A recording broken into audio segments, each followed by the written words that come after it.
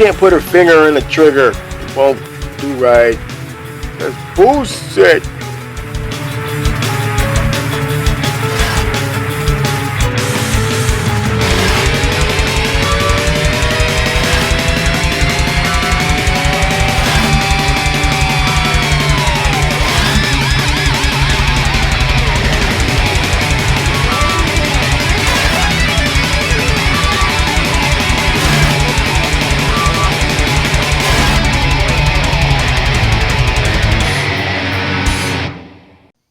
Hey, welcome back, fellow collectors, to Brave's Toy Review. I am your host, Brave, and these are the Evil Bug Corpse from Badcube. Now, this is their value pack. They do have the value pack, and they have the collector's edition. Now, I chose to go with the value pack. You know, you can do what you do. So this is from their Old Timer series, which I believe is their masterpiece line. These guys are pretty cool. I had a chance to mess around with them at BotCon with the prototypes or the test shots, I'm sorry.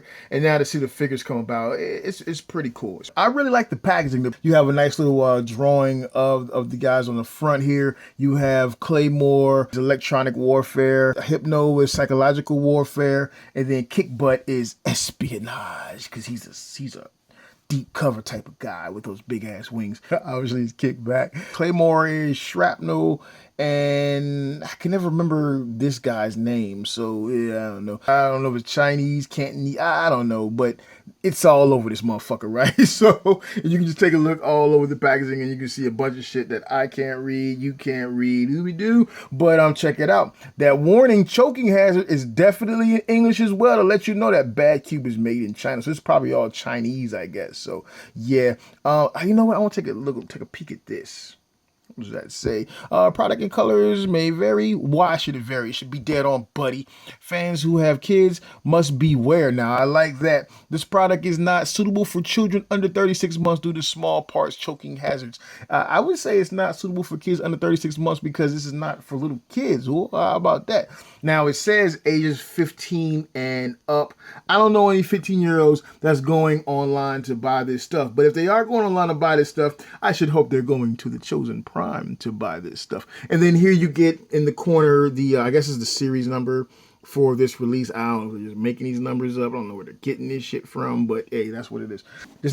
Okay, on this side here you have their reader and their breakdowns for what they got, strength, touches, blah blah blah, and all that crap. I'm not getting into that. And then on this side you got a really tiny Badcube logo. I like that. I'm into graphic arts. I like that. It's really simplified. I really like the logo. That's pretty cool.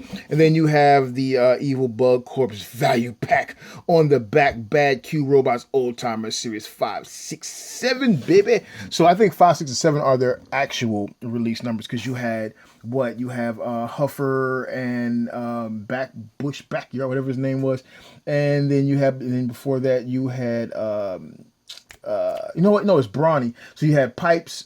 What the frick am I saying? So you had Huffer, then you had Brawny and Backland.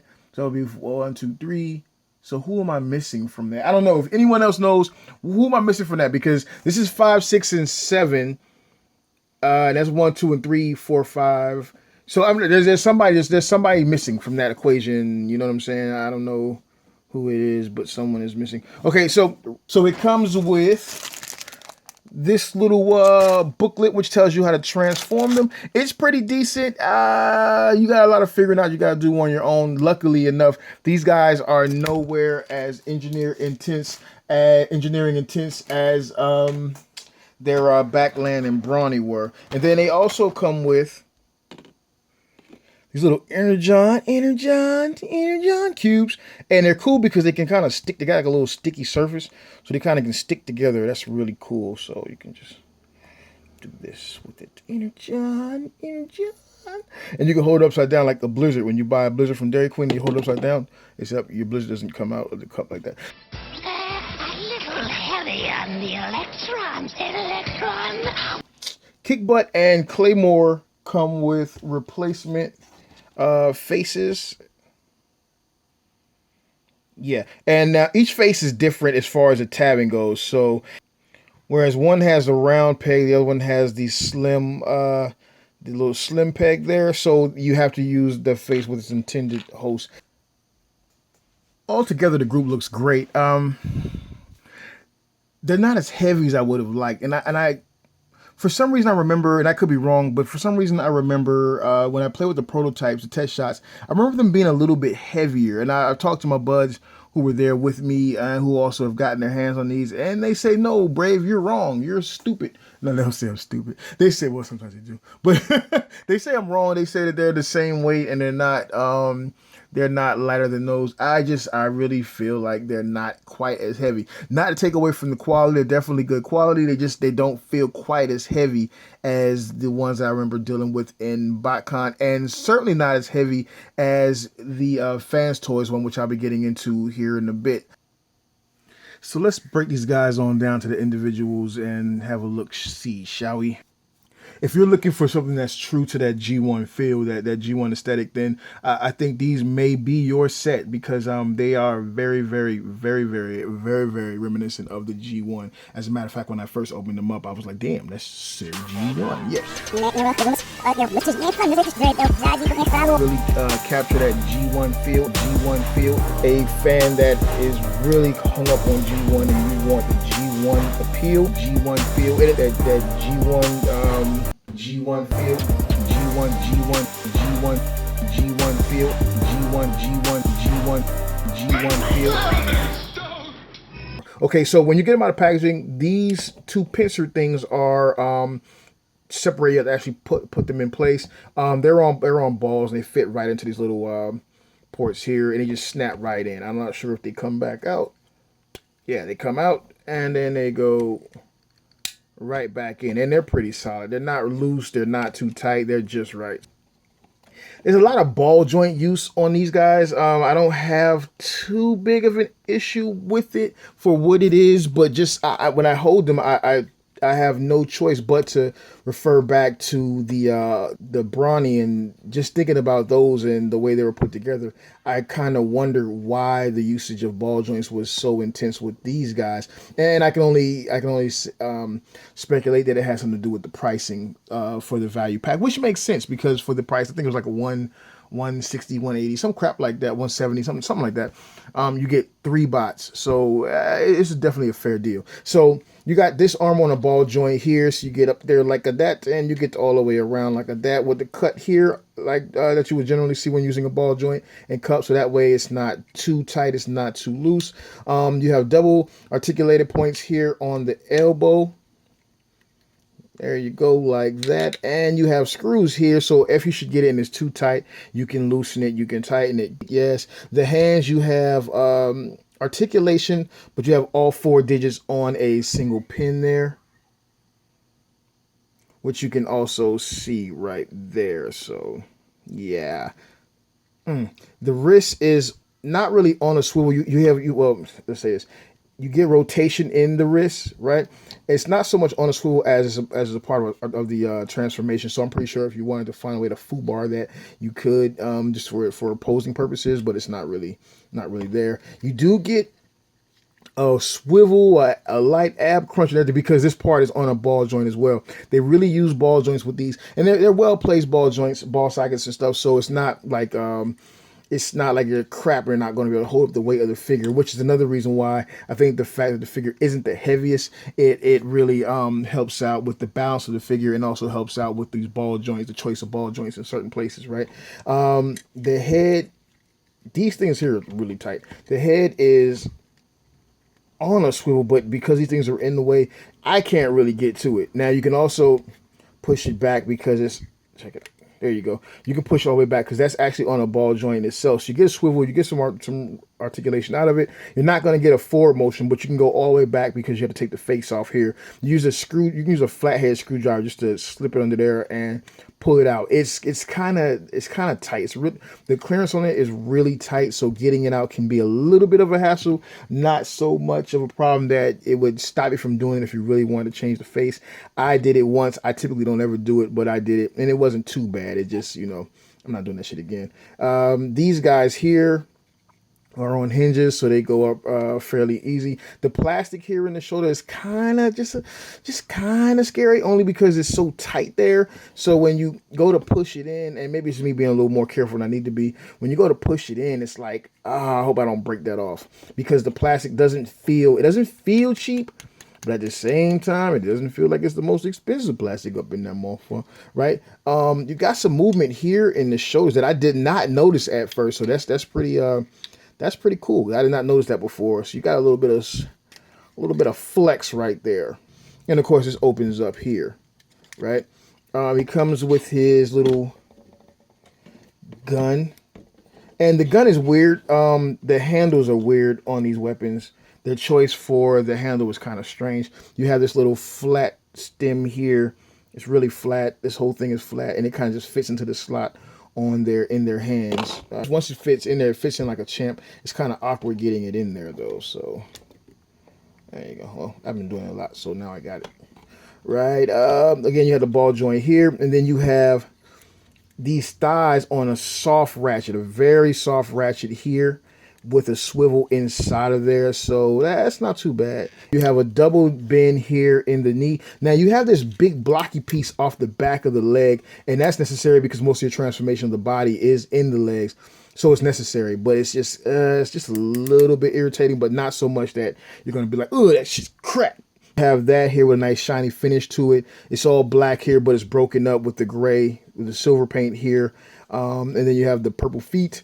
And then you're coming back, got a little bit of red back there. The detail, the line work is really nice on the figure, on all three of these guys, so that's not too bad. You have some what is that? Like I don't know what, that's like a funny blue there, and it looks pretty good, and it breaks the black up there, of course, with the big yellow there on the chest. And this is definitely plastic, so that's pretty cool. Then you have the visor, which is that emerald color. I would have liked for this, which I know it can't be because of the fact that the faces are swapped out, but I would have liked to see some light piping on there. On all three of these figures, I would like to see some light piping, especially on Hypno, because he's the one that does not have a face change option. So I think that should have been open for some light piping. On the back, you get the legs, and you get some silver, some really nice shiny silver here. You get some more of that gray plastic here for the legs of the actual alt mode. Some pretty nice detail back here behind the thighs, and again pointing out that detail there in the leg. Now with the foot, you get the foot on a hinge. See, you got the little piece there with the screw, and then you get that hinge there because of the transformation. Then of course you got the heel spur here on a double hinge there with some nice detail work under it there. So that's pretty cool. So these guys are very posable, very posable. You can get some stuff in with them, and then you can actually use that heel spur to help balance them. And that's the great thing about the weight distribution on these guys.